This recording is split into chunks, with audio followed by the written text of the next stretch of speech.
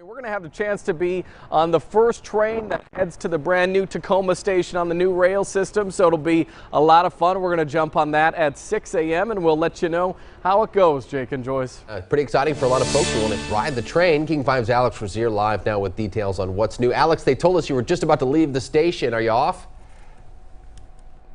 We're about ready to go. We haven't left quite yet, but we're going to any second. We're on the brand new 6 a.m. Amtrak ride heading from Seattle to Portland. And you said you're a commuter down to Centralia, so this is a nice option for you. Yes, it certainly is. It gives me more time to get my job done in Centralia and continue on. Perfect. Well, Rudy, before I fall over, I'm about to send it back to Jake and Joyce as we pull into Tacoma here, guys. Pulling into the station. Very nice. That's going to be great for a lot of people. I've never actually taken an Amtrak train before, but I hear it's awesome. Great way to travel. You're hearing something about a train derailment? I'm not only hearing a train derailment, I am seeing a WashDOT tweeted photo. They have taken down the DOT camera, and I'll give you all the information I have right now related to this picture that we're getting.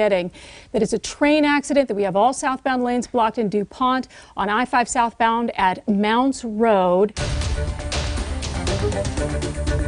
We don't know if there are any injuries. We don't know if there are any casualties. I'm seeing reports that this is being treated as a mass casualty event with multiple emergency responders heading to the scene as we speak. Well, we've had Alex Rozier on board this Amtrak train, not this one, but he was on this train earlier he was on an Amtrak this morning talking about the expanded line from Pierce County to Oregon. Yeah, right. So just, we talked to Alex, by the way. He is okay. Jake and Joyce, I'm honestly kind of shaken right now because we were on this exact train. I just confirmed with Sound Transit that it was Amtrak 501 that derailed, and that is the train that took off from Seattle this morning at 6 a.m.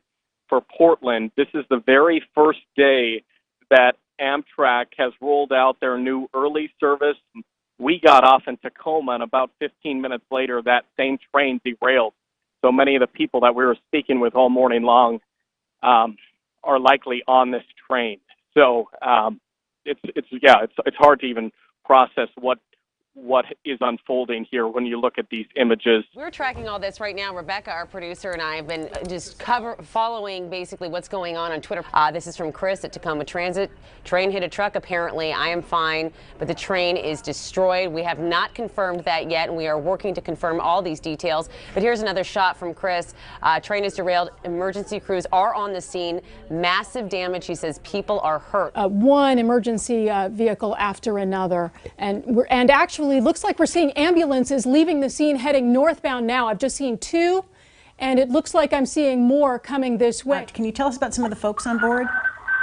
Well, yeah, and I want to interject quick, Joyce. We just saw 4 ambulances heading northbound I-5. 4 ambulances with their lights flashing, headed in the direction of the Tacoma city limits. So, yeah, I mean, these are the people we talked to this morning. These are the people that were on board this train with us. We were there. I mean, these people were excited. This wonderful man who was sitting next to us, he talked to us at 7 a.m. on board this train. We were live on this same broadcast. I mean, he had to have been on board when this happened. I mean, it's just crazy to comprehend that the people that we were sitting with, we were in the cafeteria. We were talking to the wonderful cafeteria staff that they have on board that train service this morning, and they were on board. I mean, these are people of all ages. There were young people who had their big bags packed, and obviously it's the week of Christmas here. We're actually tracking this train as it left the Seattle area, traveling southbound, and we're actually hitting these pings, or how fast the train was going during certain parts of the route. You can see as it was passing through Auburn, 44 miles per hour. As it was going through Puyallup, about 40 miles per hour. As it left Tacoma, it really started to pick up speed. You can see, at least from the Amtrak website, as they rounded Tacoma, up to 80 miles per hour. And just before it got to DuPont, just before this train derailed, the latest report of 81 miles per hour. That was at 7:41. Injuries and casualties have been reported. Injuries and casualties, Jake. Numbers are to come. Trooper Brooke Bova just tweeted this picture out so that we could get a new view of the impact of this crash. Our photographer Jim Scott also just tweeted he was with Alex Rozier this morning when they were live on the 10 minutes train. before this happened. Right, that's what he said, 10 minutes before this happened. We've been hearing from a lot of you on the ground. We have Dan on the phone now. Dan, it sounds like you were there to try to help people on the ground. What did you see? Yeah, so we were on I-5 South, and I saw the train go by Fort Lewis on the right-hand side. I noticed that it was going pretty fast, and I've never seen trains on that. They don't frequent that track super often, and so when we got to the stop traffic, we were about 20 cars back from the train bridge, and nobody really knew what was going on. And then I saw a train that looked like it was literally driving down the embankment, and I was like, oh my gosh, the train just went off the tracks. Like, that major, and I had just seen how fast it was going, so I knew that it was probably pretty serious. So we pulled off the exit and were able to get down onto the tracks. Nobody was there helping at that point, and so Alicia Hoverson and I climbed in the trains. There's about 8 trains. 3 of them stayed on the tracks. I think there's probably about 10 trains. Probably 8 of them came off the tracks. 3 of them are still on. Many of them are upside down. Some of them hit cars on I-5 South. There's a semi involved, and I think at least 3 pedestrian vehicles. So we went through the trains one at a time, made sure people were stable. If they could move, we got them out of the train. Some of them we couldn't because there was no ladders yet, or first responders for about 12 minutes. Some of them couldn't move. They had back or neck injuries, so we assigned people to stay there with them and keep them calm. And then we worked our way down to the more serious injuries where people were pinned underneath the trains that had flipped upside down. And unfortunately, there were some deceased. When we got to the scene, it was obvious that there were some fatalities and there were a lot of injuries, and some people were able to get off the train.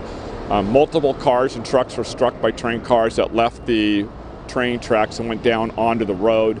The people that were in all the vehicles, even though when you see the pictures, it's pretty horrific. At this point, nobody in any of the vehicles is a fatal. The fatals are all contained to the train. We just arrived. They're having us move down, folks. So we are going to try and walk and talk as best we can. We are on the move, but right now I can tell you that we are overlooking the scene where this train derailment took place, and I have with me now one person who lives nearby. Laura, you lived in the area. Tell me, what did you hear this morning when this all took place? Well, I just woke up and heard a bunch of sirens and noise, and it was very, very scary. I'm so glad I was off work today, but just looking at this whole mess just right around Christmas just breaks my heart. Jim, if I can just have them show this. I have this lanyard over my head right now. I'm gonna try and show you this right here. This is what every passenger received when they got on the train this morning. It says December 18th, 2017, the Amtrak Cascades rollout. I mean, there was every type of person on board this train this morning. You had the rail enthusiasts who wanted to be a part of history. You had the work commuters who were trying to get to the office. You had the young people who were potentially going home after maybe a college semester. And now this. I mean, we're responding to what you heard from Pierce County Sheriff as a mass casualty situation. This train has derailed. There's multiple emergency vehicles spread throughout Interstate 5, the busiest roadway in this region.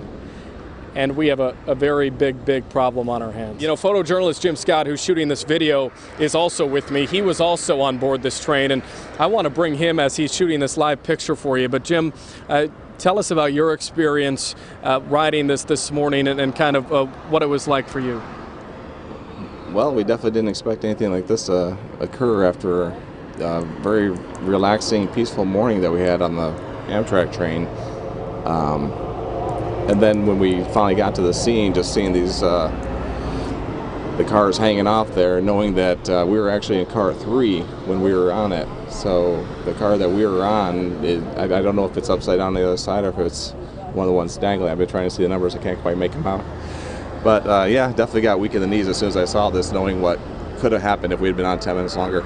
Glenn is a transportation expert, also knows so much about trains. Glenn, when you see this, what is your first takeaway?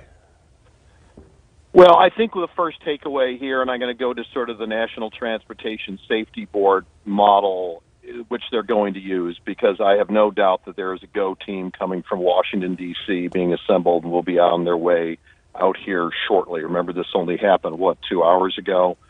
So the NTSB procedure is basically the process of elimination, where it's a railroad accident, where it's a plane crash, or anything else. So basically, they put everything on the table. So speed is clearly going to be one thing they're going to look at. And the dynamics of the train and the physics are going to become studied fairly extensively here, if not very extensively going forward. So that's sort of the basics that pop into my mind as we start to look at this scene already this morning. Glenn, we often hear, especially when it comes to speed, regardless of the speed of a train, of safety devices that automatically engage as trains get close to these kinds of curves that force a train to slow down if speed is a factor coming around these types of curves. Is that something that Amtrak has on the tracks here?